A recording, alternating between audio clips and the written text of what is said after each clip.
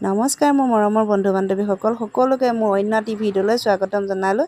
আজি ৰাতিপুৱাৰ পৰা আৰম্ভণি, ৰাতিপুৱা প্ৰায় তেতিয়া 10টামান বাজিছে। তেতিয়াই ভণ্টিহঁতৰ ঘৰলৈ গ'লোঁ, কাৰণ মই যিহেতু ভণ্টিহঁতৰ লগত গোটত আছোঁ, এই মিটিং আছিলে, সেইটো কাৰণে ভণ্টিহঁতৰ ঘৰলৈ গ'লোঁ। গৈ ভণ্টিহঁতৰ ঘৰতে বহি ধুনীয়াকৈ একাপ ধুনীয়া মানে গাখীৰৰ চাহ একাপ দিলে। বৌ আৰু মই ভণ্টিৰ সৈতে একে ধুনীয়াকৈ খাই বৈ গোটৰ মিটিঙলৈ গ'লোঁ।